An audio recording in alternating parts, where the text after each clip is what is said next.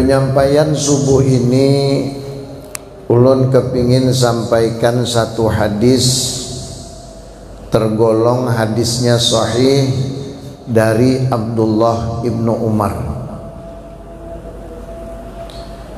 Beliau mengatakan bahwasanya Rasulullah Shallallahu Alaihi Wasallam pernah bersabda, kata Nabi, khaslatani man kana tabihi katabahullahu syakiran sabiran wa man lam takuna bihi lam yaktubuhullahu syakiran sabiran. Man nadhara fi dinihi ila man huwa fawqahu faqtada bihi wa nadhara fi dunyahu ila man huwa dunahu fahamidallahu ala ma faddalahu bihi alaihi kataballahu syakiran sabiran.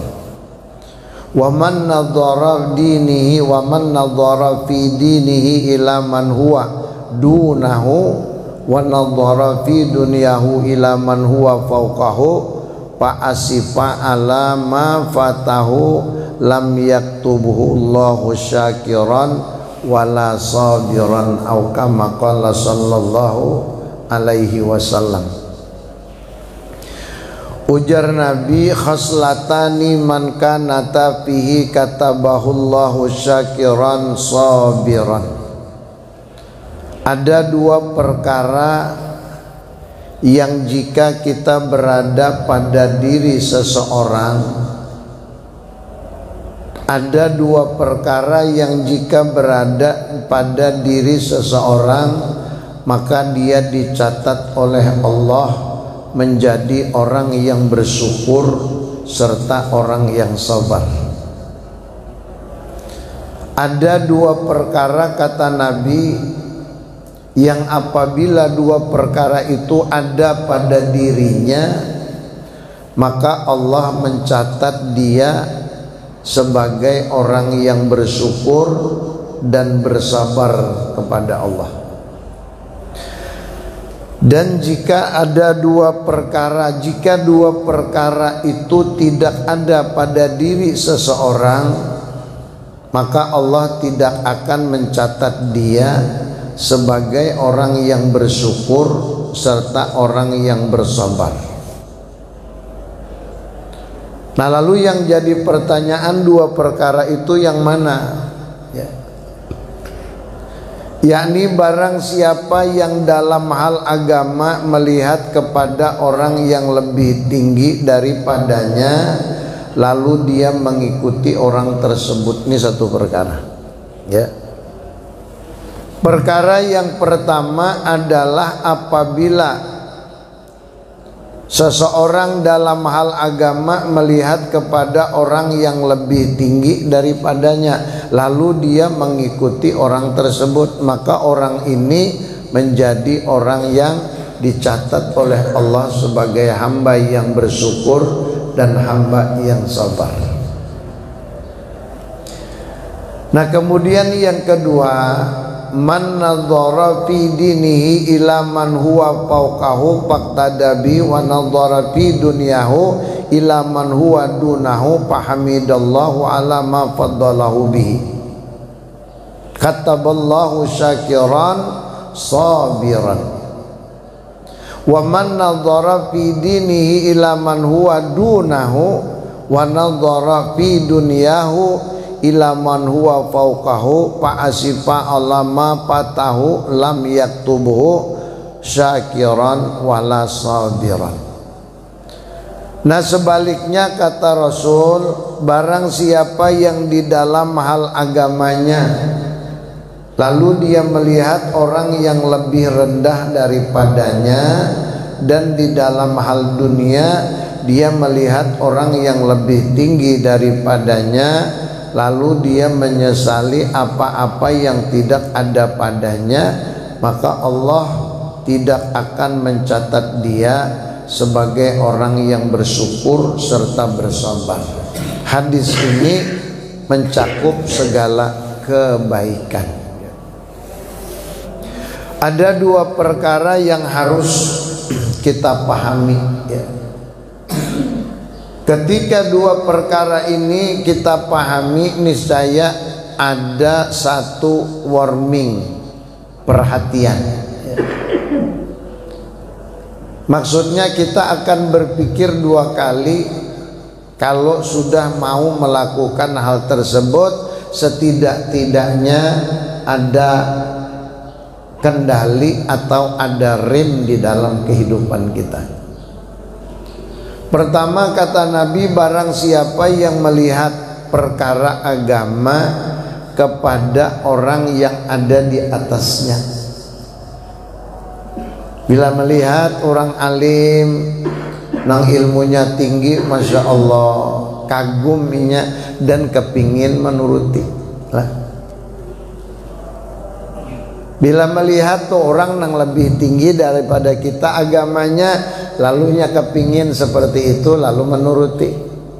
Nah, orang yang seperti ini Allah akan catat dia sebagai hamba yang bersyukur dan hamba yang sabar ya. Apabila dia tergolong hamba yang bersyukur, Allah akan tambah nikmat. La in syakartum la azidannakum wa la in kafartum inna azabi lasyadid. Kalau kamu pandai bersyukur, kata Allah, akan aku tambah nikmat dengan yang lebih banyak. Tapi apabila engkau kufur atas nikmatku, maka ingat, kata Allah, azabku sangat pedih. Nah, bagaimana kita bisa dianggap sebagai hamba yang bersyukur? Bagaimana supaya kita dicatat Allah sebagai hamba yang bersyukur? Otomatis kita harus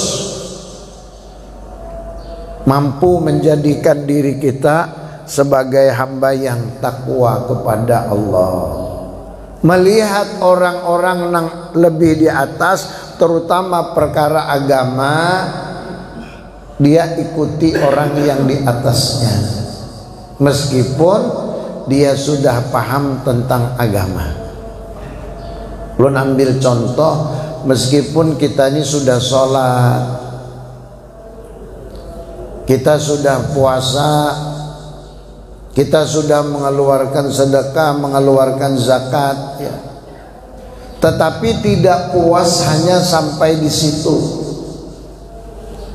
Dia tidak akan berhenti pada satu tingkatan, melainkan dia kepingin punya tingkatan yang lebih. Bagaimana caranya supaya dia dapat tingkatan yang lebih? Dilihatnya orang di atas ya.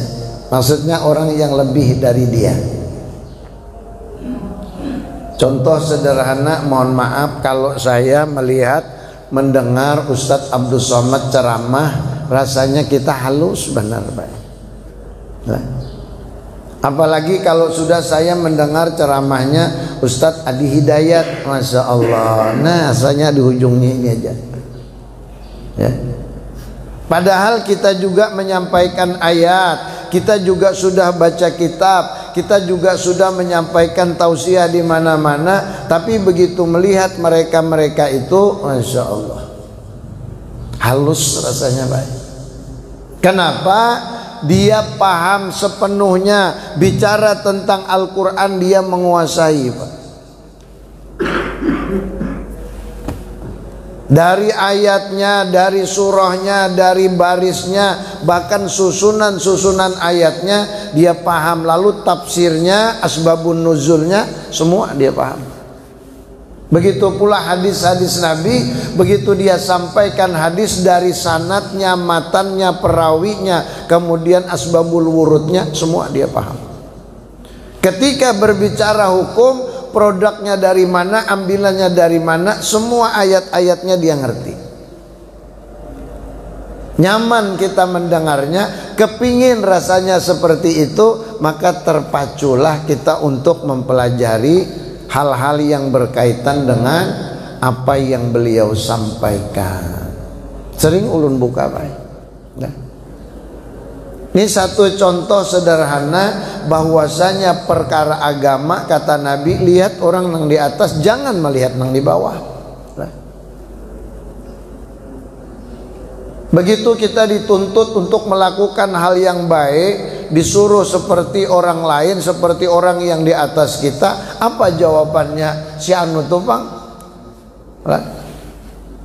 si anu tupang ada sing sembahyangan sugiha, masya Allah. Ya. Melihat kadang-kadang orang yang di bawah kita, perkara agama jangan dilihat orang yang di bawah, harus lihat orang yang di atas kita, artinya orang-orang alim. Kenapa orang-orang alim itu kok hidupnya nyaman? Kenapa hidupnya sejahtera? Kenapa dia dihargai orang? Karena memang ilmunya luar biasa.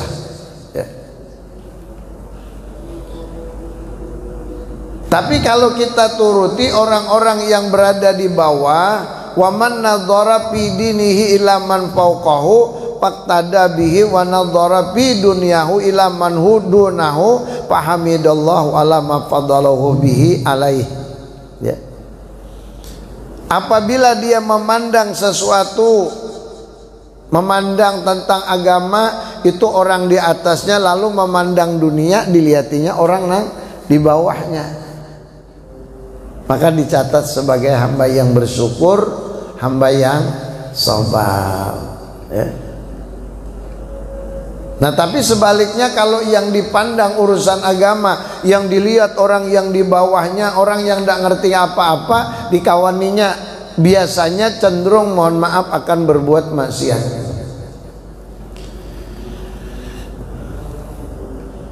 Contoh sederhana, bila pian bakawan lawan tuan guru, minimal dihormati orang. Dulu tahun 79, dari 81 sampai tahun 91, kurang lebih 10 tahun Pak, saya menyertai, menemani, mendampingi Guru Haji Muhammad Jarkasi. Kebetulan beliau juga paman saya sendiri, karena beliau orang alim, termasuk tokohnya di pondok pesantren Darussalam. Beliau bemirwai lawan Abah sekumpul. Nah lalu ilmunya ini banyak ulun dapat. Kemanapun beliau ulun umpat. Bulan Maulid, bulan Mi'raj, sebulanan suntuk, siang malam pagi sore ulun mengumpati sidik.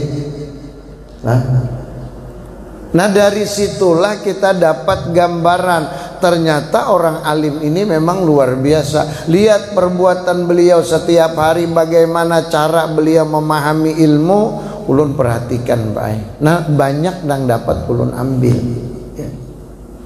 Jadi ketika kita memandang orang yang di atas kita, terutama urusan agama, maka Allah akan catat sebagai hamba yang bersyukur, yang sabar.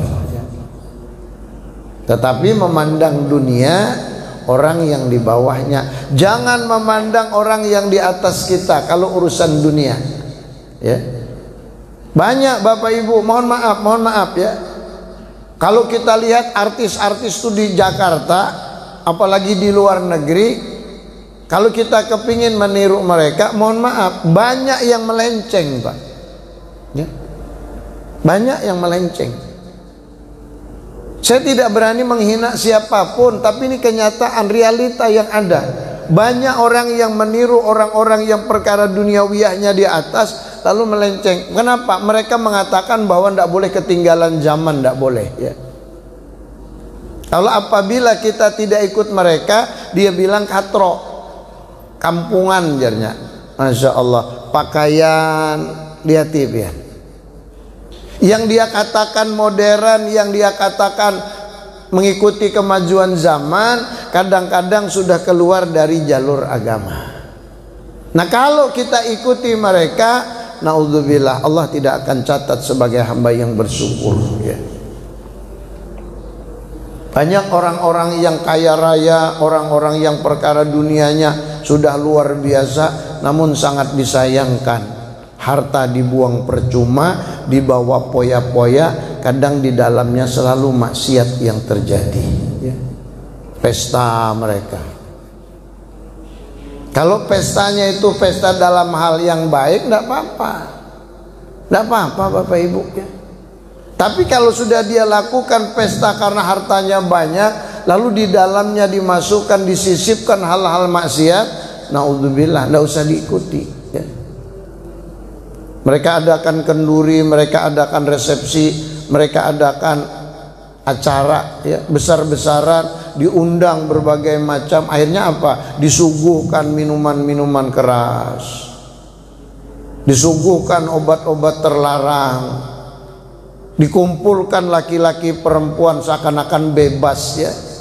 Ini yang dikatakan mereka modern, Pak ya. Padahal salah. Jadi kalau melihat orang-orang perkara dunia, lihat nang di bawah, nang sederhana, lihati lah. Meskipun dia tidak punya seperti yang lain, tetapi dia mampu menyederhanakan dirinya, tidak diumbar, tidak ya.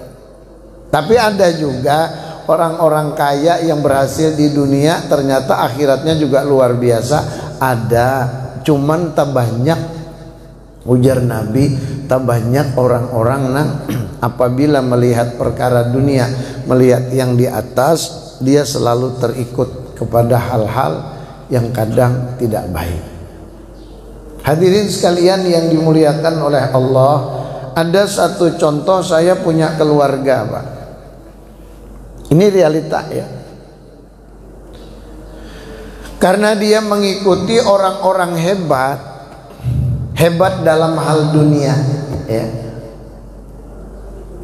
Dia mengikuti orang tersebut karena dia kedudukannya punya di pemerintahan, dia punya kedudukan yang tinggi, lalu dia jadi ajudan. Ternyata orang yang punya kedudukan tinggi tadi, Masya Allah, perbuatannya sangat melenceng. Akhirnya si keluarga saya tadi terikut juga.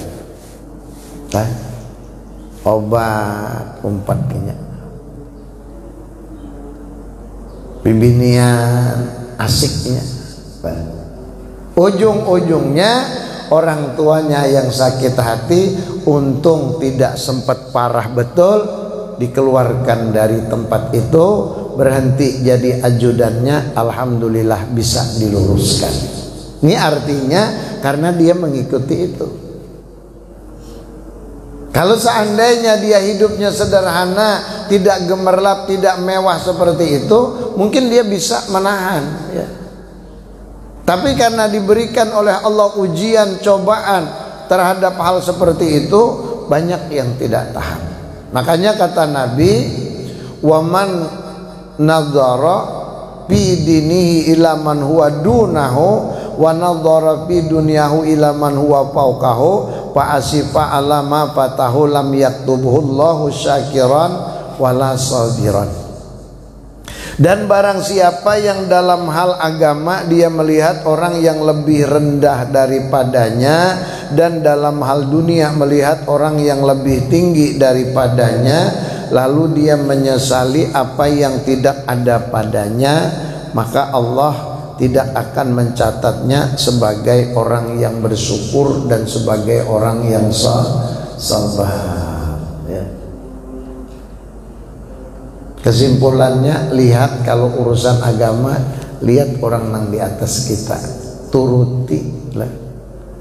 Tapi urusan dunia biar aja sudah kadang-kadang pedakannya kolot kah, biar apa garang sana kamari bekupiah kayak orang apa aja, biar aja ngapa garang tak itu kan aja. Zahir Pak, kenyataan yang ada, mohon maaf, orang-orang sekarang pakai peci aja malu Pak ya. Padahal dia sudah berangkat 2-3 kali berangkat haji, kenapa pakai peci kok malu? Padahal muru'ah, ciri khas ya. Sunnah kita memakai, bahkan pakai surban itu dianjurkan oleh Rasulullah. Banyak orang sekarang yang malu memakai tutup kepala, banyak baik. Namun masih ditutupi lawan topi masih mending. Kenapa? Padahal peci itu akan menjaga dia dunia akhirat ya. Maksudnya apa ya? Berpikir mun Pak Haji nak melakukan perbuatan yang macam-macam, berpikir supan baik. Supan lawan kopiah, itu lah. Garis bawahi pian ucapan ulun ini, nah ingat akan Kemanapun jakanya kawa kopiah jangan dilepas. Mun sudah haji nang kada haji kah bila pian bakopiah, percaya aja berpikir macam-macam. No Pak Haji kayak itu juga aja ya Allah supan juga. Jadi kalau dia sudah malu memakai hal-hal yang berkaitan dengan agama, Masya Allah, apalagi dia sudah gelarnya seorang kiai, dia seorang ustadz, dia seorang guru, dia dihormati orang, dia sampaikan ayat kemana-mana, lalu pada saat penampilannya tidak sesuai dengan apa yang ditunjukkannya ke orang lain, mohon maaf, kadang-kadang jadi hal yang timbul fitnah kadang-kala. Jadi kita sesuaikan Pak muruah kita itu. Kita nih haji sudah, ayo bakopiah haji, minimal kita tutupilah kepala, Pak. Karena itu muruah, Pak. Muruah itu ciri khas loh ya. Kalau seandainya kita kemana-mana pakai sarung atau pakai gamis, masa anak naik ke kafe situ atau ke diskotik ngeramput ngarannya. Ada orang bagamis selalu naik di nap sana umpama pada orang benyanyian setangguk mata memperhatikan, apalagi umpamanya ustadznya umpat ke situ, Masya Allah. Ini loh Bapak Ibu, jadi melihat perkara agama lihat di atas, perkara dunia lihat nang di bawah. Kayak apa orang nang sederhana, meskipun dia kaya raya ternyata dia sederhana, turuti.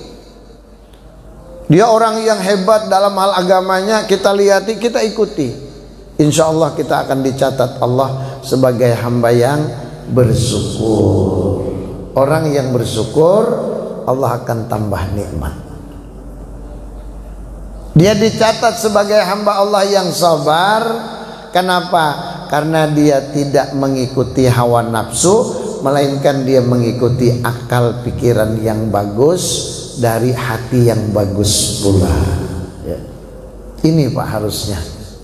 Makanya kata Nabi, jadikan dirimu sebagai hamba yang bersyukur dan yang bersabar. Karena hamba yang bersyukur dan bersabar pasti akan mendapatkan tempat yang layak di sisi Allah. Amin ya rabbal alamin. Bapak Ibu hadirin sekalian yang berbahagia, Imam Dailami meriwayatkan bahwa sesungguhnya Nabi besar Muhammad sallallahu alaihi wasallam pernah bersabda, tarkud dunya amarru minas sibri wa asaddu min hatmi as-suyufi fi sabilillah wala tatrukuha ahadun ila atahullah misla ma yutis syuhada. Watarkuha killatul akli wasyafi wa bughdu watana'i minan nas fa innahu man ahabba tana'a minan nas ahabbad dunya wa na'imaha wa man syarrahu na'imu kullu na'im fal yada'id dunya wa tana'a minan nas. Imam Dailami meriwayatkan bahwasanya Nabi pernah bersabda, meninggalkan dunia lebih pahit daripada jaddam. Tahu jaddam? Yang diolah orang jamu itu nah, nang pahit itu nah Pak. Orang beolah biasanya majum lah. Majum di Banjar Matapura itu ada bebuan Habib beolah itu. Di dalamnya dibuati jaddam. Pahit jaddam itu ya. Tapi obat ya. Meninggalkan dunia itu lebih pahit daripada jaddam atau air perasan yang pahit berwarna hitam, berasal dari air perasan yang pahit warnanya hitam ya. Itu namanya jaddam. Dan lebih pedih daripada goresan pedang perang di jalan Allah. Orang yang berjuang di jalan Allah lalu luka dia oleh goresan pedang, itu pedih Pak. Enggak ada percaya sampai ke rumah pian ambil lagi ngirisakan ke tangan. Pedih kada itu loh ya. Nah, orang yang kena pedang pada saat di medan perang tuh pedih, Pak. Sakitnya luar biasa. Apabila orang mampu meninggalkan dunia, kata Nabi, meninggalkan dunia itu sebenarnya lebih pahit daripada jedam, dan lebih pedih daripada goresan pedang di waktu perang di jalan Allah. Tidaklah seseorang meninggalkan melainkan Allah memberikan kepadanya apa yang Allah berikan kepada para syuhada, dan meninggalkan dunia itu dengan cara mengurangi makan dan tidak sampai kenyang. Meninggalkan perkara dunia ini bukan gampang, Pak. Bukan gampang, berat, Pak, ya. Pahit, Pak. Ulun beri contoh. Dulu Rasulullah itu ketika berusia 30 tahun,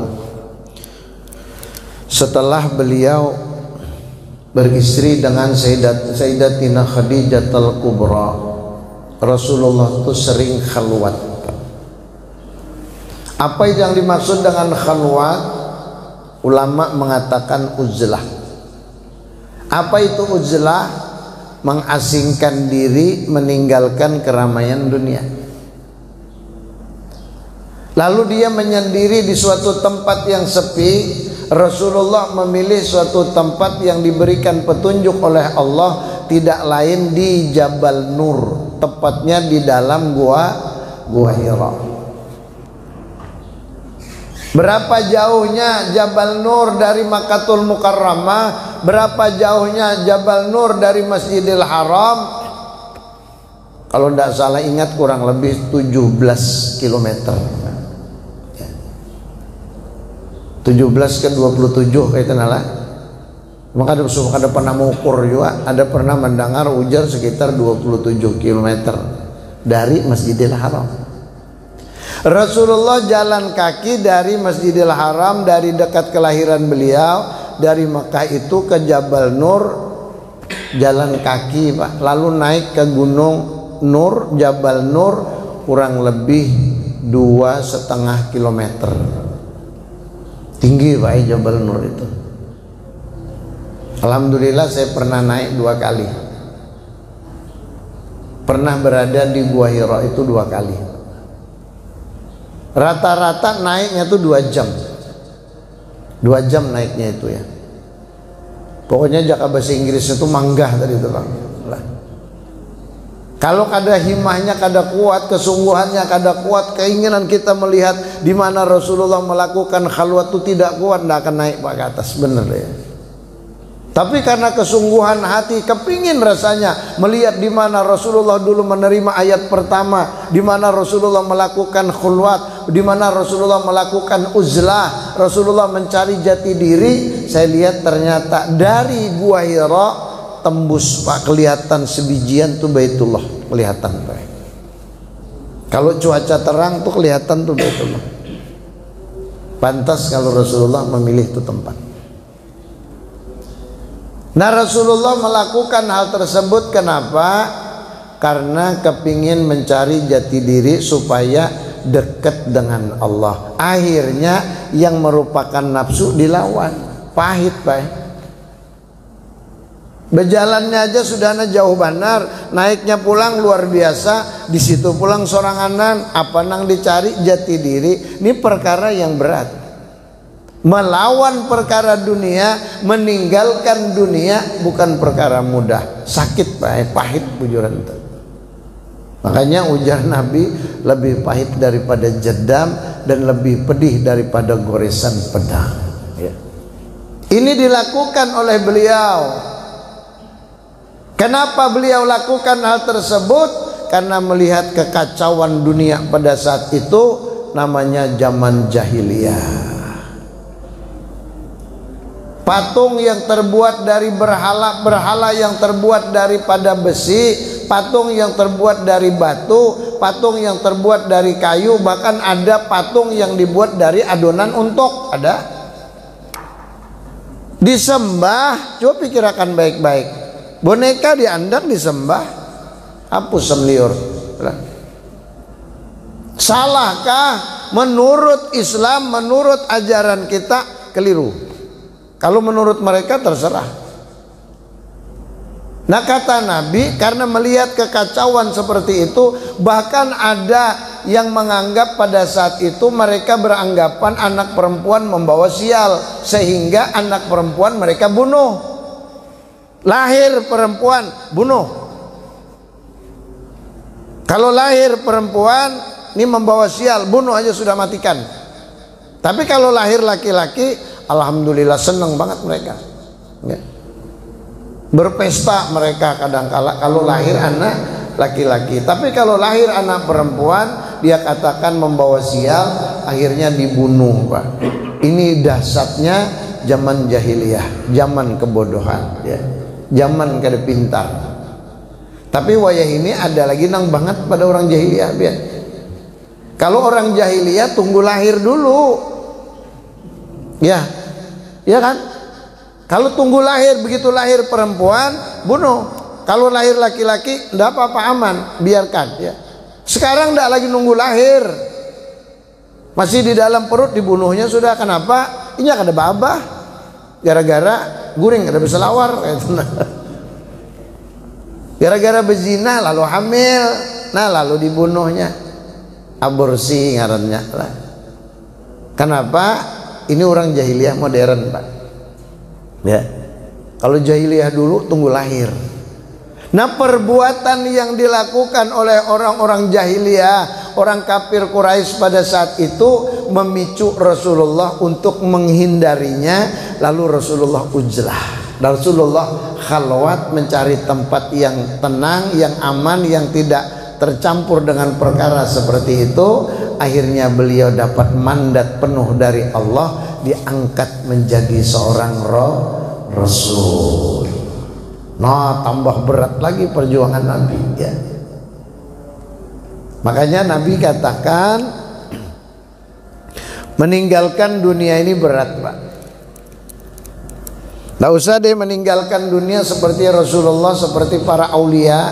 Orang-orang wali itu pan tidak ada yang terlambat sholat, tidak ada. Kalau masih terlambat sholat bukan orang wali. Masih ada walaknya, masih ada. Enggak ada walu. Menurut orang wali kadang mungkin terlambat, karena orang wali itu kalau sampai terlambat sholat dari waktu yang ditentukan Allah, dihukumkan dirinya kafir, Pak. Sampai mau tahu ya. Jadi kalau ada orang mengaku sebagai wali Allah atau dinilai itu orang wali, ya lihati sembahyangnya. Mungkin ada bahasa sembahyangan nyata sudah wala. Jangan terpengaruh, pian nyata sudah, garis bawahi ucapan ini direkam loh ini ya. Ada orang mengaku jadi wali tapi kada sembahyang, ngerampot ngarannya. Mana ada orang wali kada sembahyang? Sampai aja sudah kajiannya, sampak sudah. Sampak napa? Batisnya nang sampak.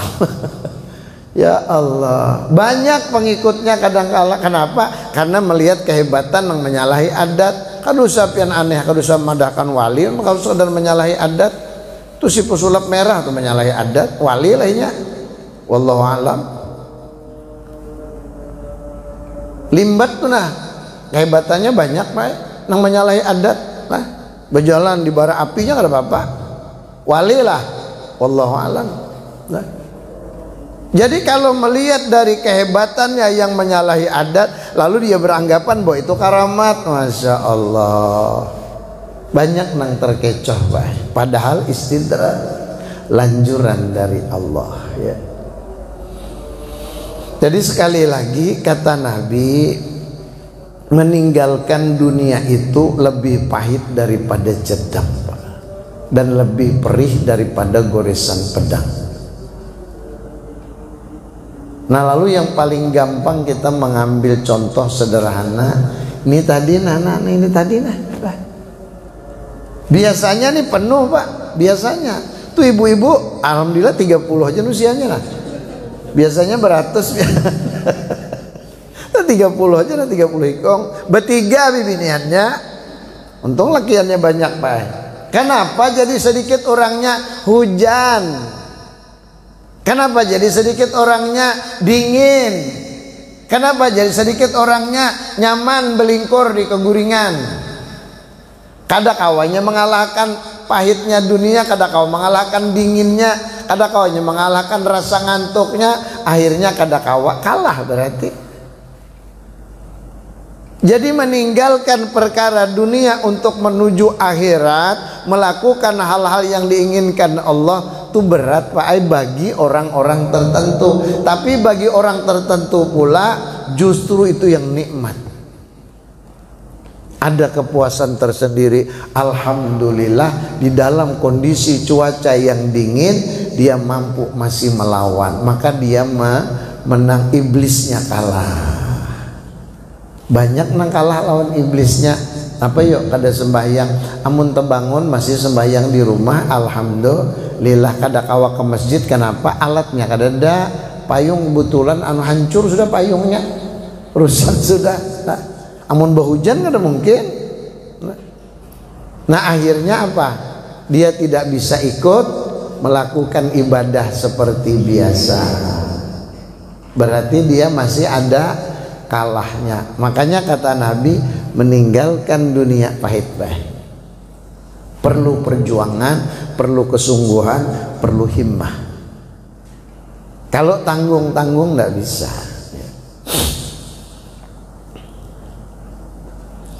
Tidaklah seseorang meninggalkannya, melainkan Allah akan memberikan kepadanya apa-apa yang Allah telah berikan kepada para syuhada. Bila mampu kita meninggalkan perkara dunia, tidak terlalu terlibat banyak dengan perkara dunia, Allah akan memberikan kepada mereka apa yang telah diberikan Allah kepada para syuhada.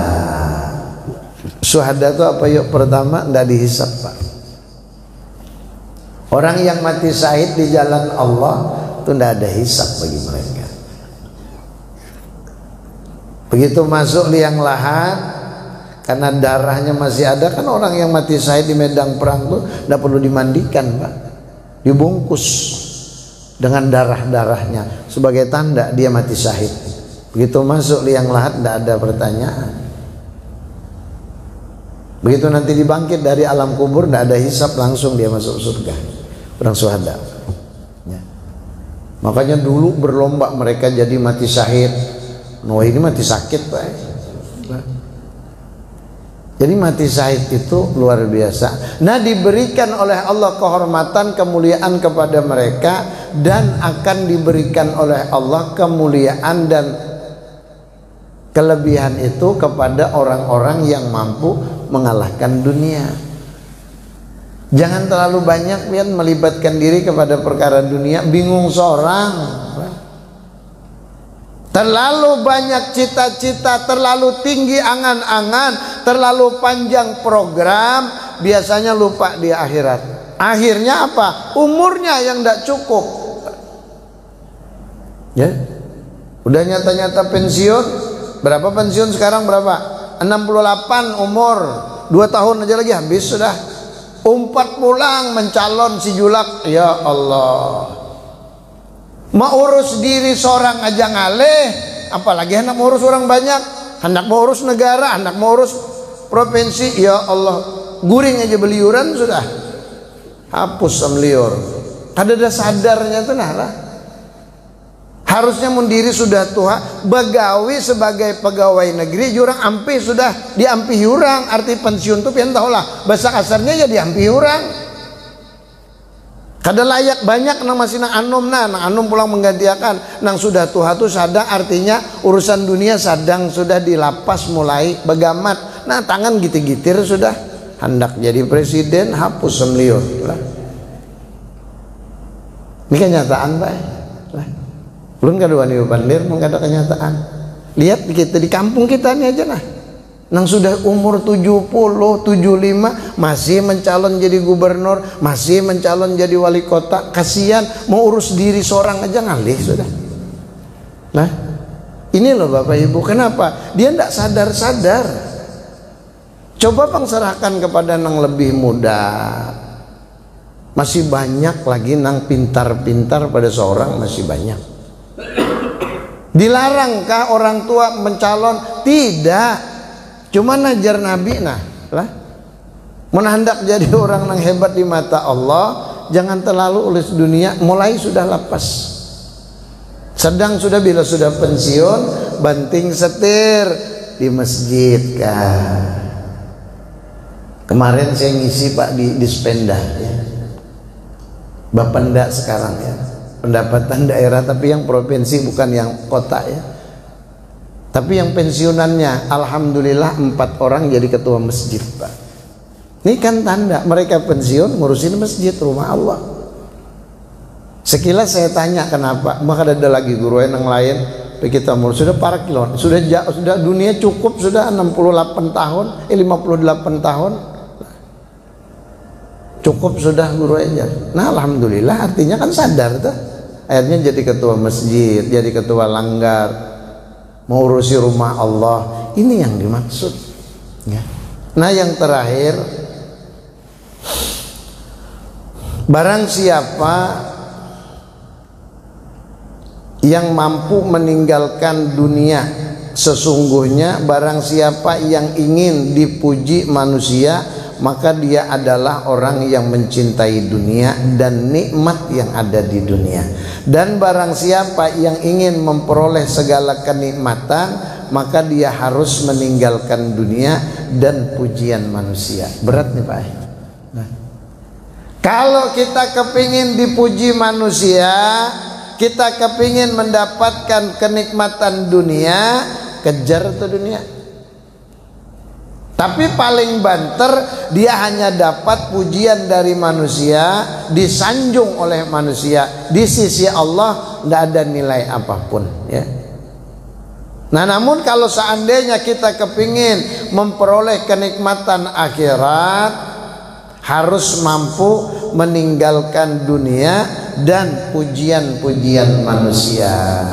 Biar kada dipuji orang, tapinya dipuji Allah. Biarnya kada mendapatkan nikmatan di dunia, tapinya mendapatkan kenikmatan di akhirat. Mudah-mudahan kita mampu menjadikan diri kita sebagai hamba yang dikatakan oleh Rasulullah, dan mudah-mudahan kita mampu menjalaninya. Amin ya rabbal alamin.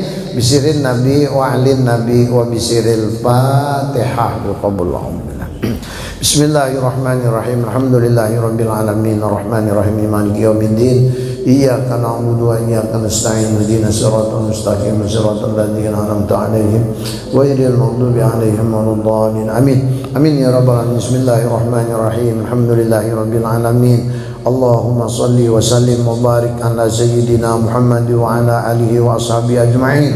Allahumma rabbana zidna ilma wa wasilana arzaqana wa barik lana fima razaqtana waj'alna ya Allah min ibadika salihin waj'alna ya Allah min ibadika rasyidin birahmatika ya arhamar rahimin. Wa sallallahu ala sayyidina Muhammadin wa ala alihi wa sahbihi ajma'in bi fadli subhana rabbika rabbil izzati amma yasifun wa salamun alal mursalin walhamdulillahi rabbil alamin. Taqabbalallahu minkum. Demikian yang dapat disampaikan. Salah hilap ulun mohon ampun, mohon maaf. Teriring ucapan terima kasih atas kehadiran Bapak Ibu, wabil khusus kepercayaan yang diberikan, semoga dibalas Allah dengan pahala yang berlipat ganda. Akhirul kalam, billahi taufik wal hidayah. Assalamualaikum warahmatullahi wabarakatuh.